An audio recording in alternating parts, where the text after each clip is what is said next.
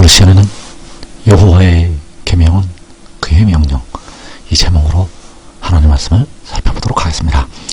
여호와의 계명, 바로 아버지의 계명이 있습니다. 그 계명은 바로 아버지의 명령이 된다는 사실입니다. 그래서 이 시간에 여호와의 계명은 그의 명령, 이 제목으로 하나님 말씀을 살펴보도록 하겠습니다.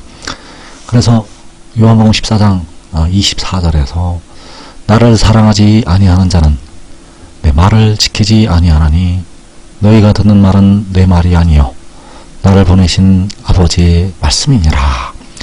자, 여기에서 너희가 듣는 말은 내 말이 아니요 나를 보내신 아버지의 말씀이라고 증거를 하고 있습니다. 그래서 여기서 나는 독생자, 그 독생자를 보내신 아버지의 말씀, 그래서 그 말씀이 무엇인가, 그 말씀을 통해서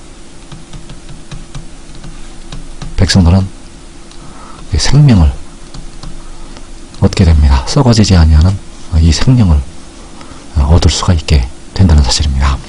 그래서 요한복음 17장 8절에서 나는 아버지께서 내게 주신 말씀들을 그들에게 주었사오며 그들은 이것을 받고 내가 아버지께로부터 나온 줄을 참으로 아오며 아버지께서 나를 보내신 줄도 믿었사옵나이다. 자, 아버지께서 내게 주신 말씀들, 아버지께서 그 아들에게 주신 말씀들, 그 말씀들이 바로 그를 보내신 아버지의 말씀이 되겠고, 그 말씀을 통해서 그 아들이 아버지께로부터 나왔다는 것과 아버지께서 그 아들을 보냈다는 것, 그 말씀을 통해서 알게 된다는 사실입니다. 그래서 이 말씀을 통해서 이 진리를 알고 믿으면 그 속에 생명이 있게 된다는 사실입니다. 왜냐하면 이 말씀이 바로 인자의 살과 인자의 피이기 때문입니다.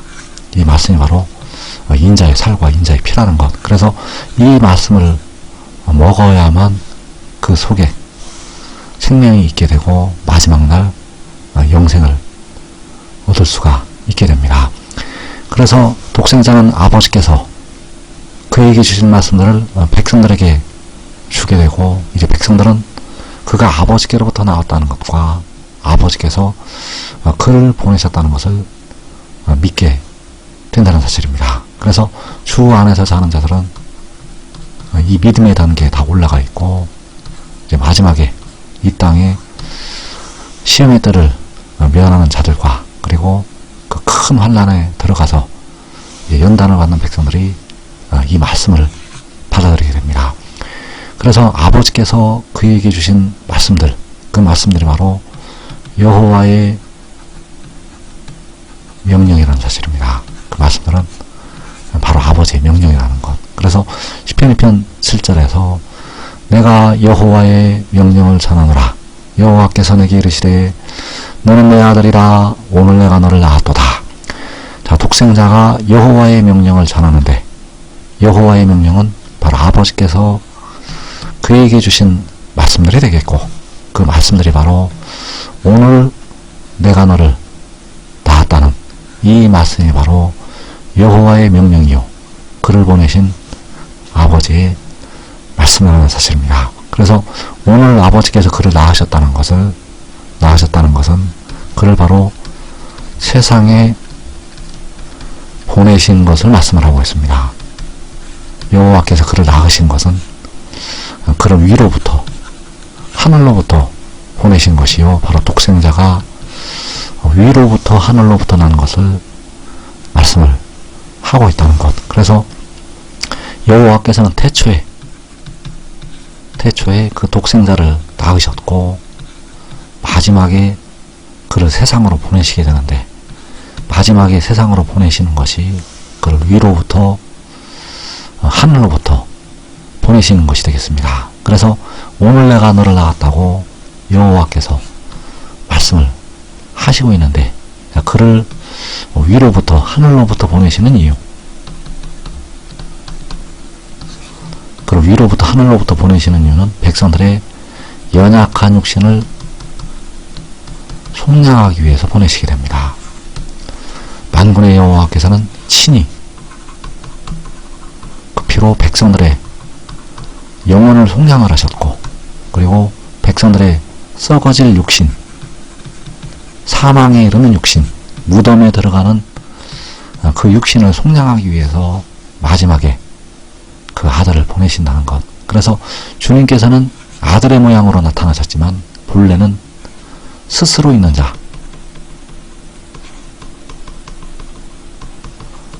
우리 아버지가 되신다는 사실입니다. 그래서 로마서 8장 3절에서 율법이 육신으로 말미암아 연약하여 할 수 없는 그것을 하나님은 하시나니 곧 죄로 말미암아 자기 아들을 죄 있는 육신의 모양 안에 보내어. 자, 이 연약한 육신, 그 연약한 육신의 죄로 말미암아, 자, 이 죄는 주님의 피로 씻음받은 죄를 말씀하는 게 아닙니다. 여기서 말씀하는 죄는 아직 씻음을 받지 못한 바울이 탄식하는 육신에 거하는 죄를 말씀을 하고 있습니다. 그래서 그 죄로 말미암아 자기 아들을 보내신다는 것, 그 자기 아들을 보내신 것이 오늘 여호와께서 그를 위로부터 하늘로부터 낳으시는 것이 된다는 사실입니다. 그래서 독생자가 여호와의 명령을 전하는데, 그가 여호와의 명령을 전할 때 그 명령이 바로 여호와의 계명, 바로 그의 계명이 된다는 사실입니다. 그래서 시편 112편에서 할렐루야 여호와를 경외하며 그의 계명을 크게 즐거워하는 자는 복이 있도다. 그의 후손이 땅에서 강성하며 정직한 자들에게 후손에게 복이 있으리로다. 자, 여기에서 그의 계명, 여호와를 경외하며 그의 계명을 크게 즐거워하는 자가 복이 있다고 말씀을 하고 있는데, 그의 계명이 바로 내가 여호와의 명령을 전한다고 할 때 여호와의 명령. 그래서 그 명령을 통해서 그가 복을 받게 되고, 그 명령을 통해서 그의 후손이 복을 받게 되고, 또 그의 후손의 후손이 복을 받게 됩니다. 그래서 그의 후손이 땅에서 강성하다고 말씀을 하고 있고, 정직한 자들에게 후손에게 복이 있다고 말씀을 하고 있습니다. 그러면 누가 그의 후손인가? 바로 그의 말씀을 받아들이는 자들이, 그의 말씀을 받아들이는 자들이 바로 그의 후손이라는 자들입니다. 그의 후손이라는 사실입니다. 그래서 이사야 59장 21절에서 여호와께서 이르시되 내가 그들과 세운 나의 언약이 이러하니 곧 내 위에 있는 나의 영과 내 입에 둔 나의 말이 이제부터 영원하도록 내 입에서와 내 후손의 입에서와 내 후손의 후손의 입에서 떠나지 아니하리라 하시니라. 여호와의 말씀이니라. 그래서 여기에서 내 입에 둔 나의 말, 바로 독생자의 입에 두신 아버지의 말씀. 너희가 듣는 말은 내 말이 아니요 나를 보내신 아버지의 말씀이라고 할 때 그 아들을 보내신 아버지의 말씀, 그 말씀이 이제부터 영원하도록 그의 입에서와 그의 후손의 입에서와 그의 후손의 후손의 입에서 떠나지 아니할 것이라고 말씀을 하고 있습니다. 그래서 이 말씀을 통해서 그 아들 자신이 복을 받게 되고, 또 그 후손이 복을 받게 되고, 그 후손의 후손이 복을 받게 됩니다. 그가 말씀 자체가 되고, 그 말씀이 바로 무엇인가 하면 여호와의 명령이요 그의 입에 두신 아버지의 말씀이라는 사실입니다. 그래서 그 말씀, 바로 그를 위로부터 닿으셨다는 그 말씀, 바로 아버지께서 글을 보내셨다는 그 말씀, 그 말씀을 통해서 이제 백성들이 영생에 이를 수 있는 복을 누리게 된다는 사실입니다. 그래서 여호와를 경외하며 그의 계명을 크게 즐거워하는 자가 복이 있다고 말씀을 하고 있고, 이제 그의 집에 복을 주시게 됩니다. 그래서 시편 112편 3절에서 부와 재물이 그의 집에 있으며 그의 공의가 영구히 서 있으리로다. 자, 부와 재물이 그의 집에 있게 되고 그의 공의가 영구히 서 있을 것을 말씀을 하고 있습니다. 바로 그의 공의가 영원히 서 있게 됩니다. 그래서 이어지는 9절에서 그가 재물로부터 빈궁한 자들에게 주었으니 그의 의가 영구히 있고 그의 뿔이 영광 중에 들리리로다.